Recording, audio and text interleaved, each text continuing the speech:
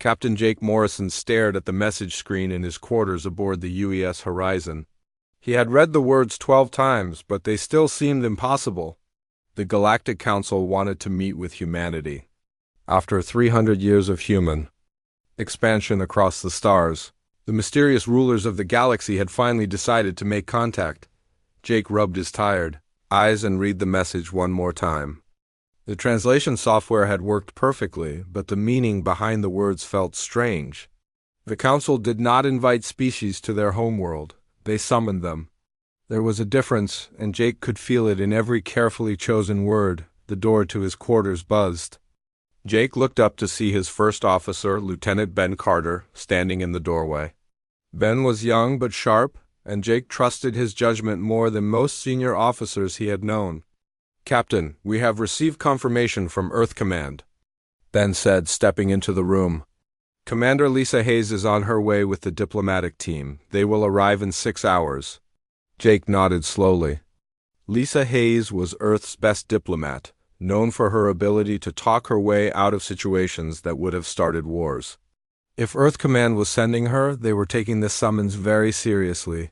"What do we know about Nexus Prime?" Jake asked, turning to look out the viewport at the stars. "Not much, sir. Long-range sensors show it as a massive space station built around a dying red star. The size is incredible. Our computers estimate it could house billions of beings. The technology. Readings are off the charts." Jake had expected as much. The Galactic Council ruled over 12 different alien species, each more advanced than humanity. Some had been traveling between stars when humans were still learning to make fire. Others had technologies that seemed like magic to human scientists. "Sir, there is something else," Ben continued, his voice dropping lower. The message did not come through normal diplomatic channels. It appeared simultaneously on every human ship and station across known space, at exactly the same moment. That information made Jake's skin crawl. Humanity had spread across nearly 200 star systems. For a message to appear everywhere at once meant the Council had technology that could reach across vast distances instantly. It also meant they had been watching humanity very closely. "Prep the ship for departure as soon as Commander Hayes arrives," Jake ordered. "And Ben, make sure our crew knows this is not a routine mission. We are about to meet beings who could destroy our entire species without breaking a sweat." 6 hours later, Jake stood in the docking bay watching as the diplomatic shuttle approached. Through the transparent aluminum viewport, he could see Commander Lisa Hayes reviewing documents on a tablet. Even from a distance, she looked calm and confident. Jake hoped that confidence was not misplaced. The shuttle docked with a soft thud and the airlock cycled open. Lisa Hayes stepped out first, followed by her small team. She was a tall woman with short brown hair and sharp green eyes that seemed to take in everything at once. Behind her came Dr. Carl Weber, a thin man with gray hair who had spent his entire career studying alien cultures. "Captain Morrison," Lisa said, extending her hand. "Thank you for the escort to Nexus Prime. I hope your ship is ready for what we might find there." "As ready as we can be, Commander," Jake replied, shaking her hand. "Though I admit, none of us really know what to expect." Dr. Weber stepped forward, adjusting his glasses. "Captain, I have studied every piece of information we have about the Galactic Council. What troubles me is how little that actually amounts to. For beings who have ruled the galaxy for thousands of years, they have been remarkably quiet." Lisa nodded grimly. "That is what worries Earth Command as well. Species do not usually hide unless they have something to protect or something to fear." The journey to Nexus Prime took 3 days at maximum warp. During that time, Lisa and her team worked constantly, preparing for every possible scenario. Jake found himself spending hours on the bridge, staring at the long-range sensors as they approached their destination. When Nexus Prime finally appeared on their screens, the entire bridge crew fell silent. The station was enormous beyond imagination. It stretched for thousands of kilometers in every direction, a complex web of metal and crystal that caught and reflected the dying light of the red star at its center. Ships of dozens of different designs moved around the station like insects around a hive. My God, whispered the navigation officer. How is something that big even possible? Dr. Weber was frantically taking readings with every sensor the horizon possessed. Captain, the materials alone represent technology we cannot even begin to understand. Some of these structures appear to be made from compressed matter. Others seem to exist partially outside normal space. A new voice suddenly filled the bridge, speaking in perfect English with no trace of accent or emotion. Human vessel UES. Horizon, you are cleared for docking at Bay 774. Follow the guidance beacons and maintain current speed. Welcome to Nexus Prime. Jake looked at Lisa, who nodded slightly, acknowledged Nexus Prime control. We are following your guidance beacons now. As the horizon moved deeper into the station's superstructure, Jake could see incredible sights through the viewports. Beings that looked like living crystals worked alongside creatures that seemed to be made of pure energy. Massive cargo haulers carried materials that glowed with their own inner light. Gardens filled with plants from a dozen different worlds created impossible splashes of color against the metal walls. The docking bay they were assigned to was larger than most human cities. The horizon looked like a toy compared to some of the other ships moored there. Jake could see vessels that seemed to be grown rather than built, others that appeared to be carved from single pieces of stone, and some that hurt to look at directly.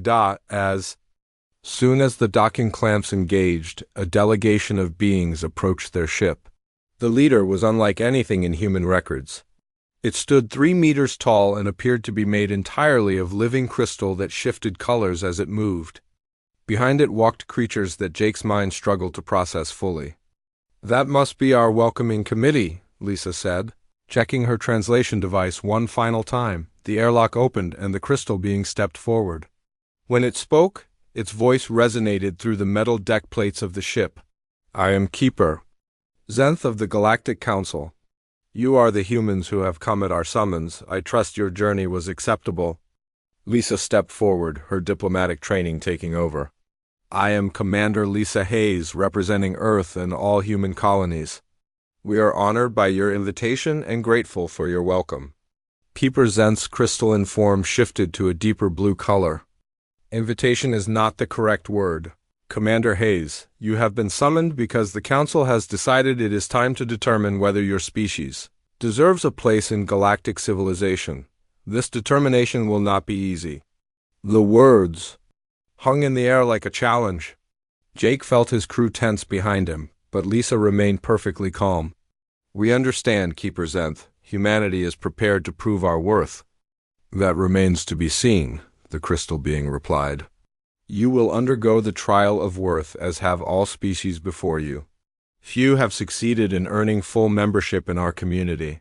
Most find their proper place as junior members with limited privileges.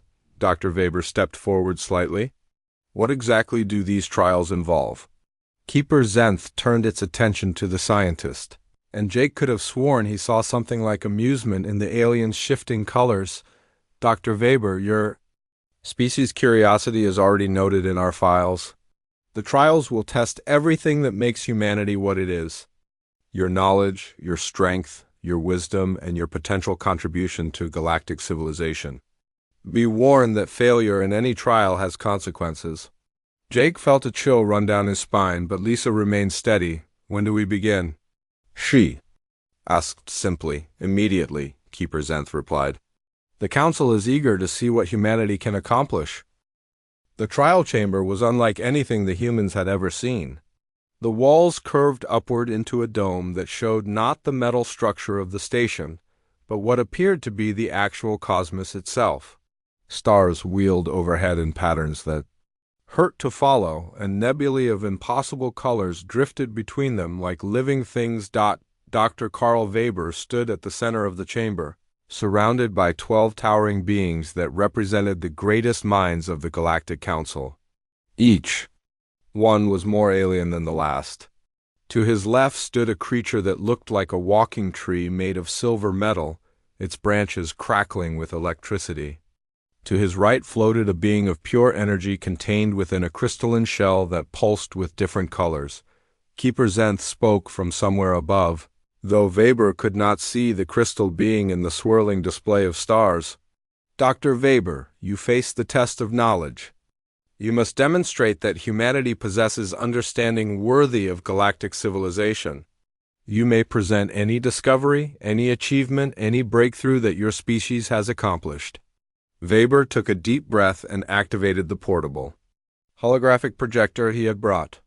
The device was primitive compared to the technology surrounding him, but it would have to do. A three-dimensional image of Earth appeared in the air before him.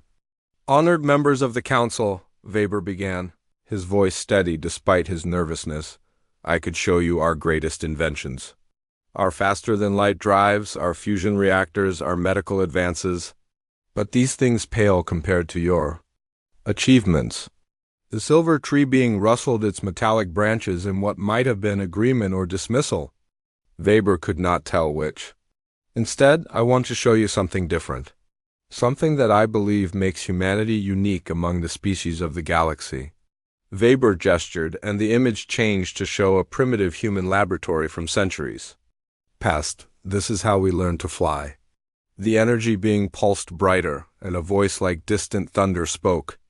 "Your species achieved flight millions of years after others mastered the stars? This proves nothing." Weber smiled slightly. "You misunderstand. Watch how we learned." The hologram showed two human brothers standing on a beach, launching a crude flying machine that crashed into the sand after 12 seconds. They failed, but they did not give up. They changed their design and tried again. The image shifted to show the same brothers months later, their machine staying airborne for nearly a minute before crashing. Then again flying for several minutes, then soaring for hours. "Every species learns through success and failure," rumbled a creature that looked like a massive turtle made of living stone. "This is not unique." "But look at what happened next," Weber said, his excitement growing. The hologram changed to show humans sharing their knowledge freely, publishing their discoveries for anyone to read. Other humans took their work and made it better, not by stealing or conquering, but by building on what came before. The display showed the rapid progression of human flight technology. Within decades, humans were crossing oceans. Within a century, they were leaving their planet. Each breakthrough was shared, improved upon, and shared again. "Most species guard their greatest discoveries," Weber continued. "They keep secrets to maintain power. But humans do something different. We publish our failures as eagerly as our successes. We want others to learn from our mistakes." A new voice spoke, this one like the sound of wind through crystal caves. "Your species shares knowledge. This is admirable, but not uncommon among younger civilizations." Weber nodded. "True, but we do something else that I believe is unique. We question everything, even our own greatest achievements." The hologram changed to show human scientists attacking their own theories, testing them to destruction, proving themselves wrong as often as right. "When we discovered faster-than-light travel, our first response was not celebration, it was suspicion. We spent decades trying to prove our own discovery was impossible. When we could not break it, only then did we trust it enough to build our civilization upon it." The chamber fell silent except for the distant sound of cosmic winds that seemed to blow between the stars overhead. Weber pressed on, sensing he had their attention. "Every other species we have studied reached a point where they stopped questioning their fundamental beliefs. The Altarians perfected their technology and then preserved it unchanged for millennia. The Zephyrians achieved perfect social harmony and then froze their culture in place. They found what worked and stopped looking for what might work better." The hologram showed human history in fast motion. Cities rising and falling, governments changing, technologies evolving at breakneck speed. We never stop, we never settle. We never decide we have learned enough. This drives us to question things that others accept as unchangeable truth. Weber gestured, and the image changed to show human scientists working alongside alien researchers on projects that neither species could have completed alone. "We do not just question our own ideas, we question yours too. Not out of disrespect, but out of curiosity. And sometimes we find that combining our ignorance with your wisdom creates something entirely new." the energy being pulsed rapidly, colors shifting through spectrums that Weber had no names for. You claim that humanity's greatest strength is doubt? Not doubt, Weber replied carefully. Wonder. We look at the impossible and ask not whether it can be done, but how it might be done differently. You have technologies that seem like magic to us. Instead of accepting this, we want to understand why they work. And sometimes, in our fumbling attempts to understand, we stumble onto approaches that even you had not considered. Keeper Zent's voice echoed through the chamber. Provide an example. Weber smiled. Your faster-than-light communication system? It works by manipulating quantum entanglement across galactic distances. Perfect, instantaneous, impossible to improve upon. He paused, but it only works in straight lines. Quantum particles cannot bend around obstacles. Several of the council members stirred. The tree being's branches crackled more intensely. Human scientists trying to understand your system made what you would call a mistake. They assumed the particles could be made to follow curved paths. This should have been impossible. But because they did not know it was impossible, they kept trying until they found a way to make it work. Weber's hologram showed a new type of communication relay that could bend signals around stars and through nebulae. Your system is perfect for direct communication. Ours is clumsy and inefficient. But combined, they could create a communication network that reaches into areas your SYSTM cannot touch. The chamber erupted in a sound that Weber could not identify. It might have been conversation in languages beyond human understanding, or it might have been something else entirely. Finally, Keeper Zenth spoke again. Dr. Weber, you have shown us technology. But the test of knowledge requires more than clever engineering. What has humanity learned about the nature of existence itself? Weber had been hoping they would not ask this question. Human philosophy seemed crude compared to civilizations that had pondered existence for millions of years. But he had prepared for this moment. We have learned that existence is not something to be understood, he said quietly. It is something to be experienced. Your species have had eons to contemplate the meaning of life, the purpose of consciousness, the nature of reality. You have built perfect philosophical systems that explain everything. The hologram changed to show humans in all their messy, chaotic glory. Laughing, crying, fighting, loving, creating, destroying, always moving, always changing. We have learned that perfect philosophical systems are prisons. The moment you believe you have found the final answer, you stop asking questions. We prefer to live with uncertainty because uncertainty leaves room for surprise, for discovery, for growth. Weber looked up at the swirling cosmos above him.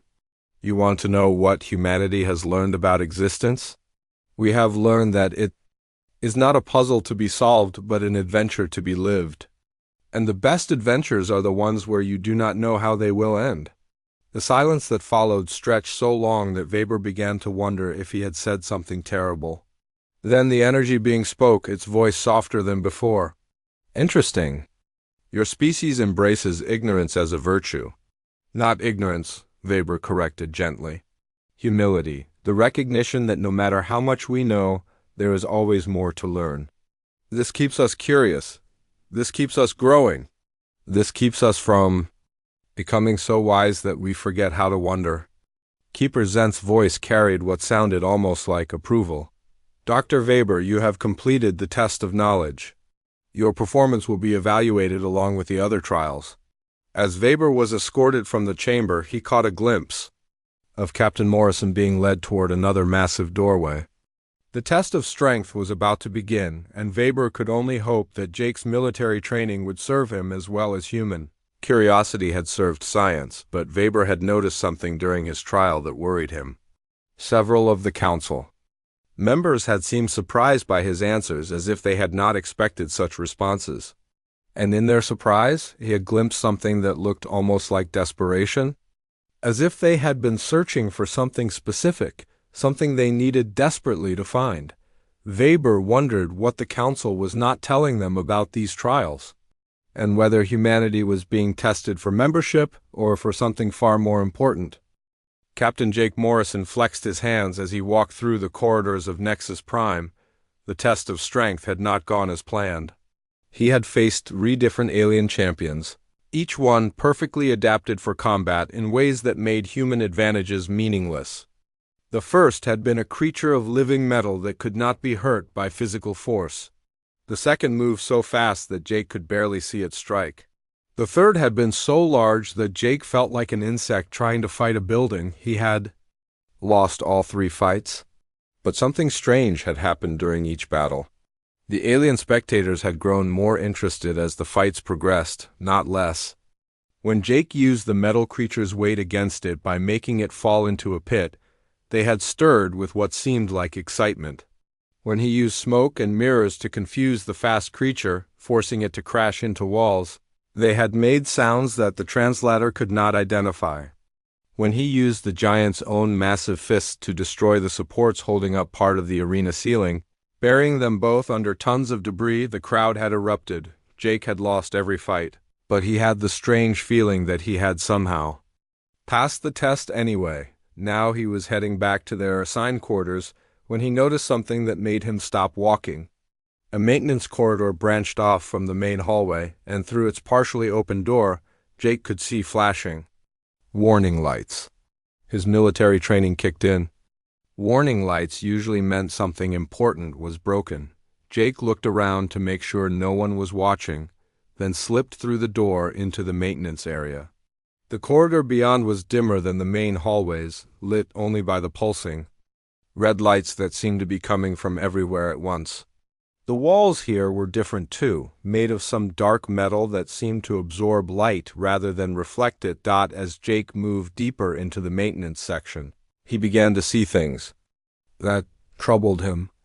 Panels hung open, revealing complex machinery that sparked and smoked. Alien technicians worked frantically at control stations, their movements quick and nervous. None of them paid attention to Jake, too focused on whatever crisis they were trying to manage. Jake found a spot where he could observe without being seen and activated his personal translator. The device was not supposed to work on private conversations, but Jake had made some modifications during the long journey to Nexus Prime. The voices of the alien technicians became clear. Section 12 is completely dark, one of them was saying.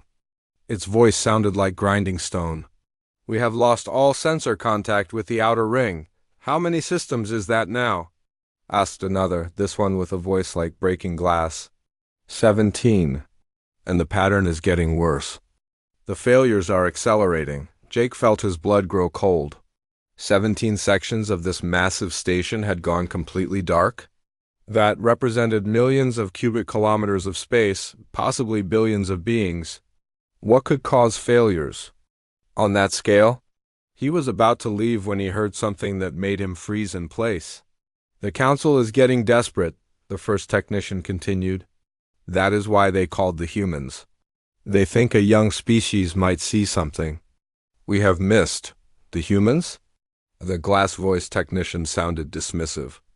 What could they possibly offer? Their technology is primitive. Their understanding of the universe is basic at best. It is not about technology, the stone voice replied. It is about perspective. The council believes that sometimes ignorance can see what knowledge cannot. The humans do not know that our problems are impossible to solve, so perhaps they will solve them anyway. Jake pressed closer to the wall, straining to hear more. Do you really think the humans can help with the void? Asked Glass Voice. I do not know.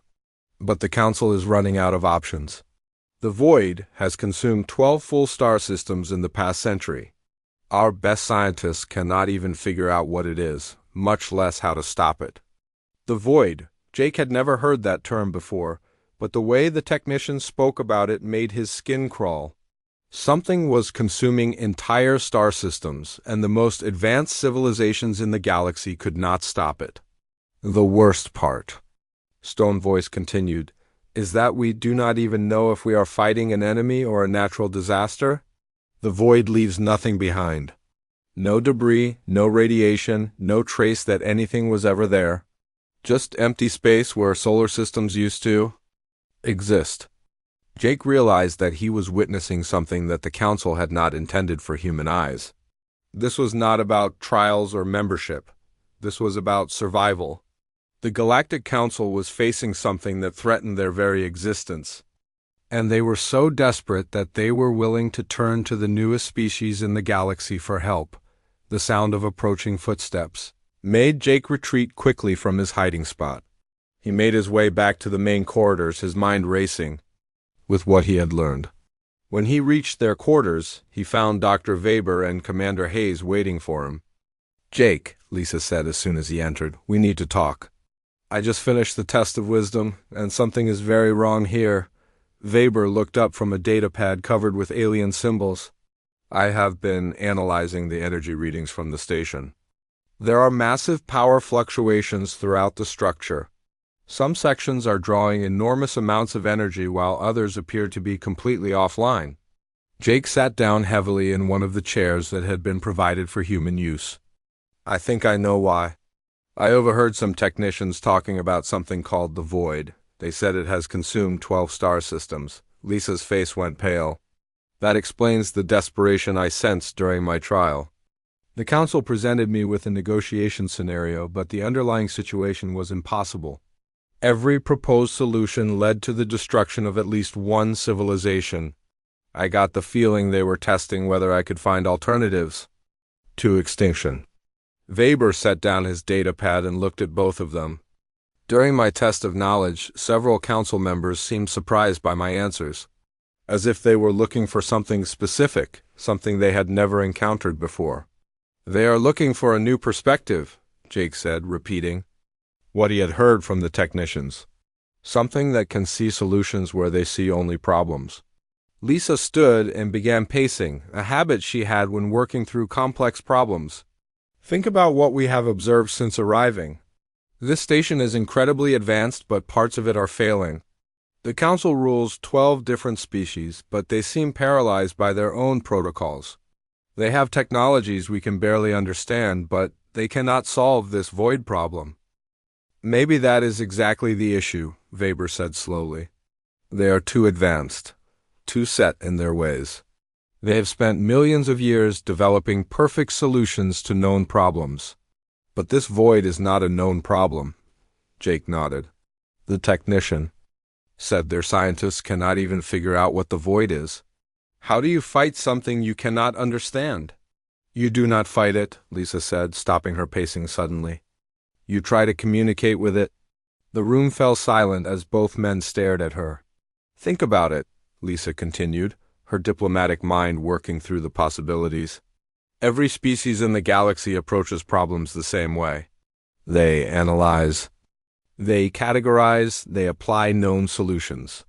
But when has humanity ever done that?" Weber's eyes lit up with understanding.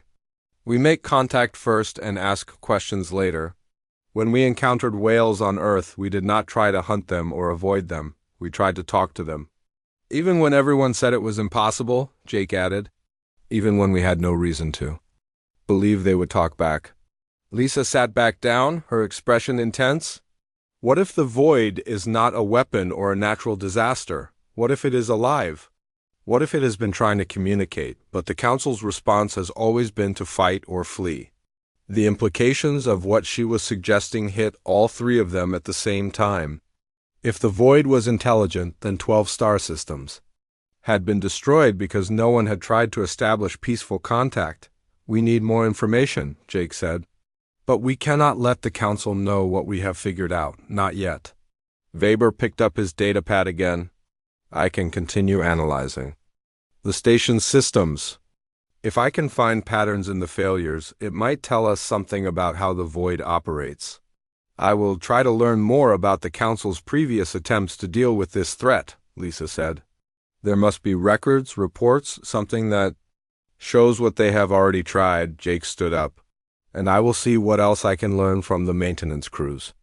They seem to know more about what is really happening than the official channels are admitting." As they prepared to split up, Weber voiced what they were all thinking.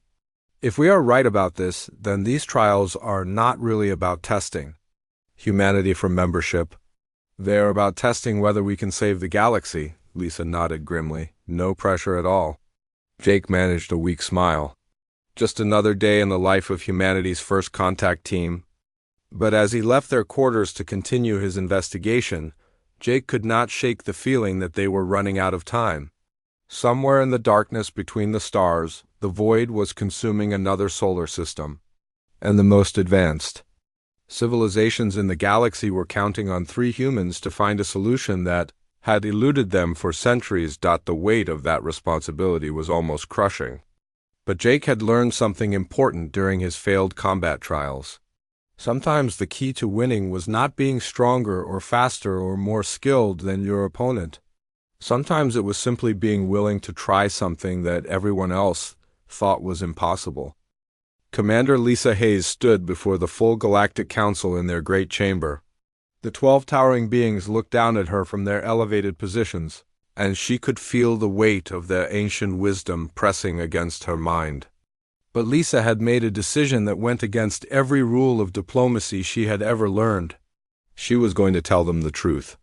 "Honored members of the Council," Lisa began, her voice carrying clearly through the vast space, "we know about the void." The reaction was immediate and dramatic. Keeper Zent's crystalline form flashed through a dozen different colors in rapid succession. The energy being that Dr. Weber had spoken to during his trial pulsed so brightly that Lisa had to shield her eyes. Several other council members made sounds that the translator could not process. "You were not authorized to access classified information," Keeper Zent said. And for the first time since meeting the crystal being, Lisa heard something, like anger in its voice. "We did not access anything," Lisa replied calmly. "We observed, we listened. We drew conclusions from what we saw and heard around us. This is what humans do. We notice things." The turtle-like being that Dr. Weber had described rumbled forward. On its massive stone platform, "What you have done could be considered an act of espionage. The trials could be ended immediately." Lisa took a deep breath. This was the moment that would decide everything. End the trials if you must. But first, listen to what we have to say, because we think we know why you are failing to stop the void. The chamber fell silent except for the distant humming of the station's machinery. Lisa could sense that she had surprised them again, but this time the surprise felt different, more desperate. "Speak," said the energy being, its voice like distant thunder. "You are trying to fight something you do not understand," Lisa said. "Your response to the void has been based on the assumption that it is either a weapon or a natural disaster. You have tried to destroy it, contain it, or avoid it. But what if none of those approaches work because you have misunderstood what the void actually is?" The silver tree being that had questioned Dr. Weber crackled with electricity. "Our scientists have studied the void for over a century. We have deployed every sensor, every analysis technique, every theoretical framework known to galactic science.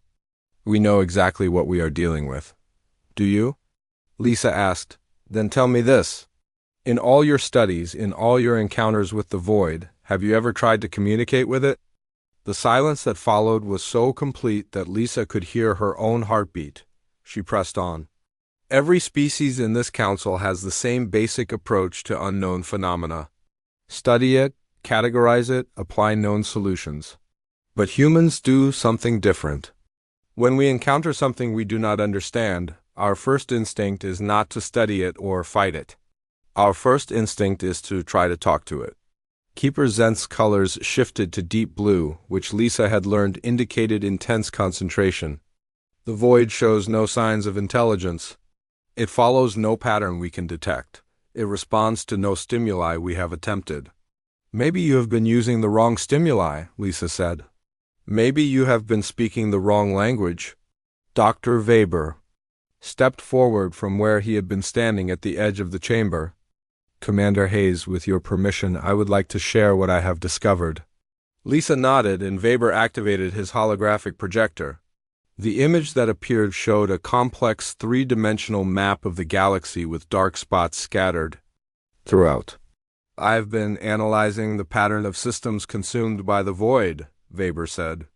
"At first glance, it appears random, but when I applied human mathematical models, specifically chaos theory and pattern recognition algorithms that we use to study weather systems, something interesting emerged. The hologram changed, showing lines connecting the dark spots. The void is not moving randomly. It is following a specific sequence, but the logic behind that sequence is not based on distance or strategic value. It is based on something else entirely. What kind of sequence? Asked the energy being. Weber looked nervous but continued. It appears to be following mathematical progressions that we recognize from our studies of consciousness and neural development. The pattern resembles the way thoughts form connections in intelligent minds.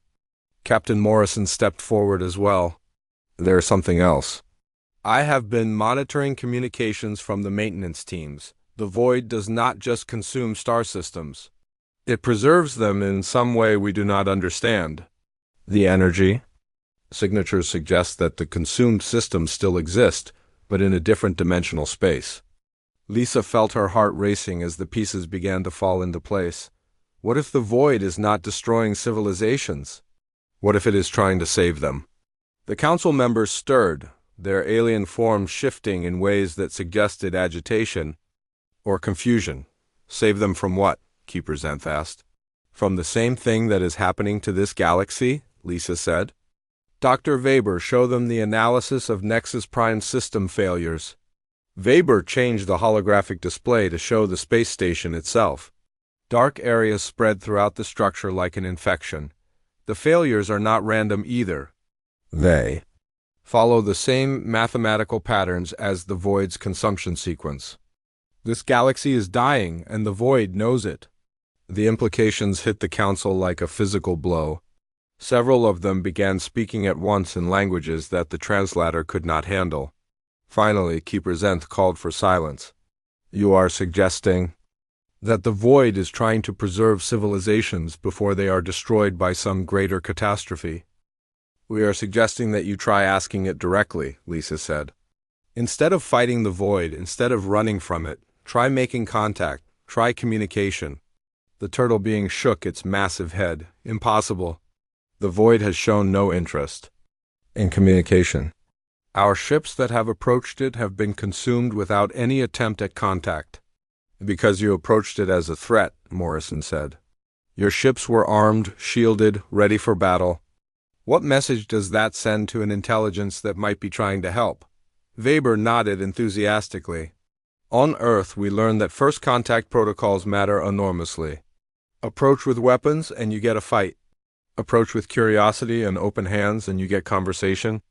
Lisa could see that they were beginning to break through centuries of ingrained thinking. But she also knew that the hardest part was still ahead. We propose a joint mission, she said. Human and council representatives working together to make peaceful contact with the void. No weapons, no shields, no defensive measures that could be interpreted as hostile. Just an attempt to communicate. The energy being pulsed rapidly through several different spectrums. The risk is enormous. If you are wrong about the void's intentions, the mission would result in certain death. If we are right, Lisa countered, the mission could save the galaxy. Keeper Zenth floated down from its elevated position until it was at Lisa's eye level. Why should we trust the judgment of a species that has existed for mere centuries? We have survived for millions of years. By being cautious, by following proven methods. Lisa met the crystal being's gaze directly. Because your proven methods are not working. Because caution has not saved 12-star systems. Because sometimes the newest voice in the room is the one that can see solutions that experience has made invisible. The chamber fell silent again as the council members processed what she had said. Lisa could feel the weight of galactic civilization hanging in the balance.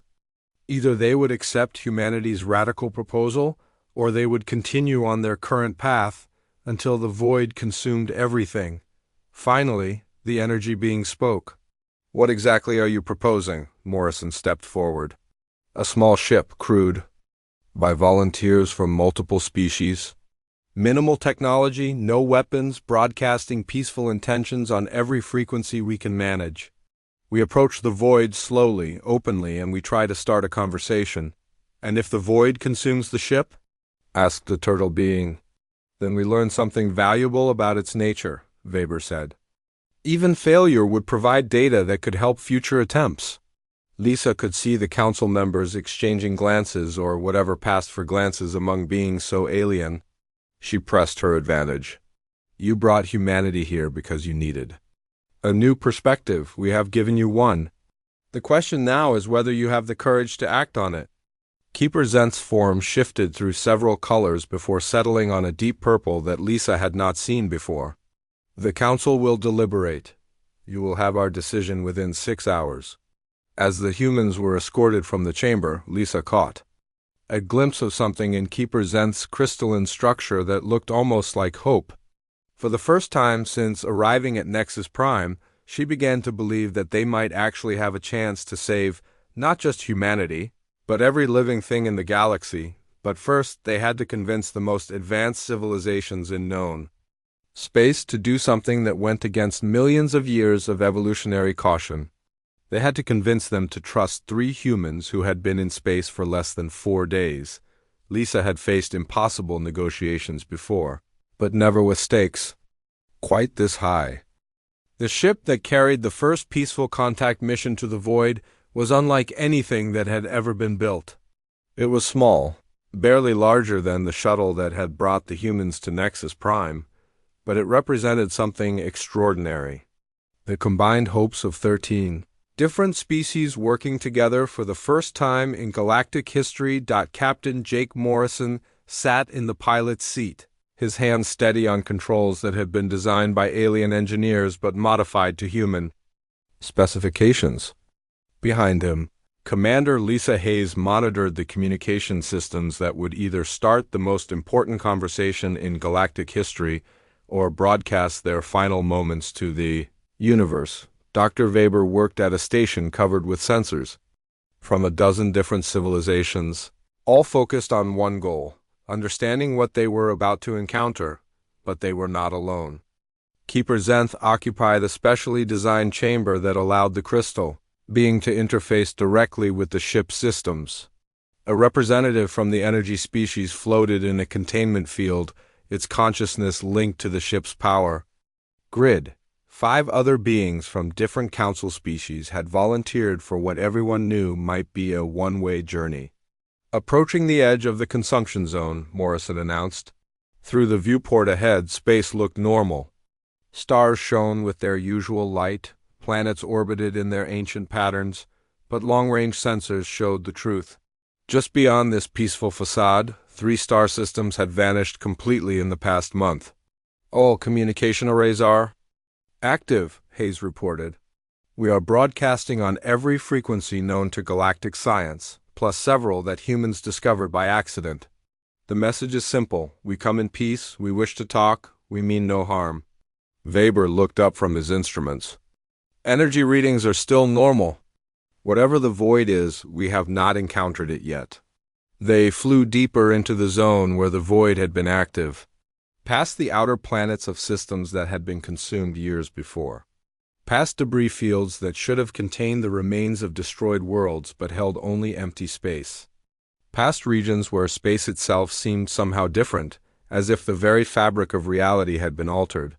Contact, Weber said suddenly, his voice tight with excitement and fear. Massive energy signature directly ahead.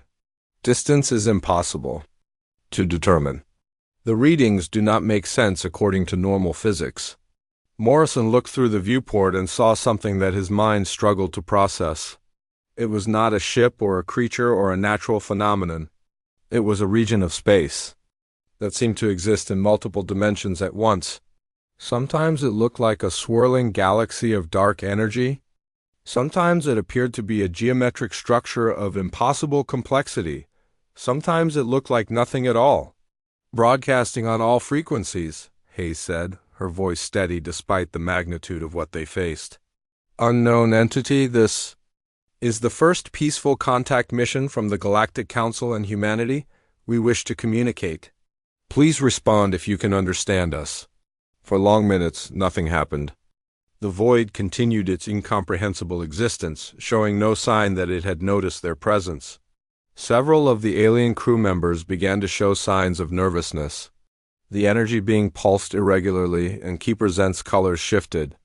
Through rapid, anxious patterns, then something changed. The void began to move toward them.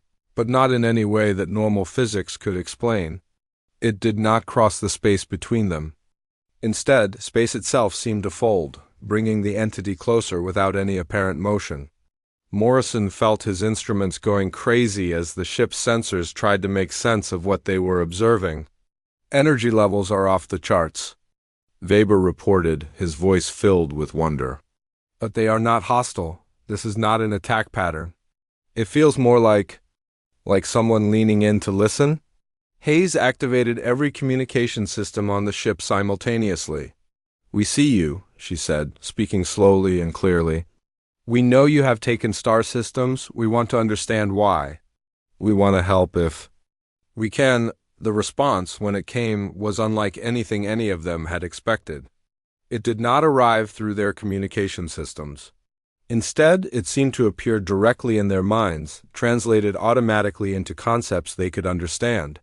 "Help," the voice said, and it carried with it emotions so vast and ancient that several crew members gasped.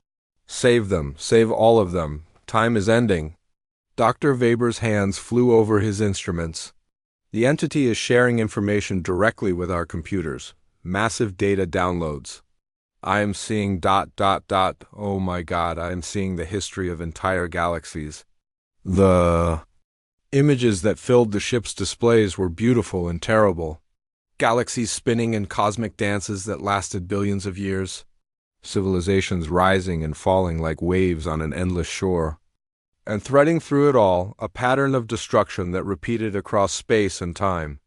"Dimensional collapse," Weber whispered, reading the data as fast as it arrived. "It happens to every galaxy eventually. The fundamental forces that hold space-time together gradually weaken. When they reach a critical point, everything simply stops existing." The voice in their minds spoke again, and this time they could sense the desperate urgency behind the words. "This galaxy approaches the collapse point. Perhaps 50 of your years remain. I preserve what I can before the ending comes." Lisa felt tears streaming down her face as she began to understand. "You are not destroying civilizations. You are saving them. Yes, I take them to the space between dimensions where they can exist after this reality ends, but the process is imperfect. Many are lost in the transition. I search for better methods, but time grows short." Keeper Zent's voice resonated through the ship. "You are from a galaxy that has already experienced this collapse. My galaxy, my people, my entire reality ceased to exist 3 million years ago. I was the only one who survived the transition to interdimensional space. Now I travel between galaxies, trying to save others from the same fate. But I am only one consciousness, and the task is vast." Morrison felt a chill run down his spine. "How many galaxies have you tried to save?" "Thousands." "I have succeeded partially with several hundred, but always I work alone. Always the civilizations I try to help fight against me because they do not understand." The pieces of the puzzle clicked into place in Lisa's mind. Until now, the Galactic Council was not testing humanity for membership. They were testing us to see if we could solve an impossible problem. And we did not solve it. We found the solution that was already there, waiting for someone to listen. Dr. Weber looked up from his instruments, his eyes wide with possibility. The entity's technology works, but it is limited by having only one consciousness to guide it. But what if it had help? What if multiple intelligences worked together to perfect the preservation process? The voice in their minds carried a note of hope that was almost heartbreaking in its intensity. "You would help? Even knowing that your current reality will end regardless?" "We would help," Lisa said without hesitation, "but not just us. The entire Galactic Council. 12 different species with different perspectives, different technologies, different ways of thinking. Working together, we might be able to save everyone." What followed was the most complex negotiation in galactic history, conducted through direct mind-to-mind contact while reality itself hung in the balance. The entity, which had introduced itself simply as the Preserver, shared its knowledge of dimensional physics and preservation techniques. The council representatives contributed their own expertise, finding ways to improve the process and reduce the losses. During transition, Dr. Weber worked frantically to integrate the different technological approaches. If we combine the preservers, dimensional manipulation with council shield technology and human adaptive algorithms, we could create preservation matrices that maintain perfect fidelity during the transition process. Morrison coordinated the logistics of what would be the largest rescue operation in cosmic history. We will need to establish staging areas in interdimensional space, processing centers that can handle entire star systems at once, Hayes managed. The political complexity of convincing 12 proud civilizations to work together with an entity they had feared for centuries. This is not about any one species being in charge. This is about survival, about making sure that the story of galactic civilization continues even after this reality ends. Months later, Jake Morrison stood in the command center of the first interdimensional preservation facility, watching as the joint fleet of council and preserver ships worked together to save their galaxy. The operation was massive beyond imagination. Entire star systems were being carefully transported to pocket dimensions where they could exist independently of the failing space-time matrix, but more than that, they were creating something new. The preserved civilizations were not just surviving. They were thriving in ways that had never been possible in normal space. The barriers between species were breaking down as they worked together in their new reality. Technologies were being shared freely. Knowledge was expanding at rates that seemed impossible. Lisa Hayes had been elected as the first speaker of the Interdimensional Council, representing not just humanity but the principle of cooperation that had made their salvation possible. Dr. Weber led the research teams that continued to improve the preservation process, ensuring that future galaxies could be saved more efficiently. And at the heart of it all was humanity's greatest gift, the ability to see possibilities where others saw only endings, to find hope where others found only despair, and to unite. Different species and common cause, the galaxy they had known was ending, but the civilization they had built together would last forever. At the heart of the Galactic Council, humanity had indeed risen, not through conquest or superior technology, but through the simple recognition that sometimes the solution to an impossible problem is to stop fighting and start listening. In the vast spaces between dimensions, a new golden age was beginning.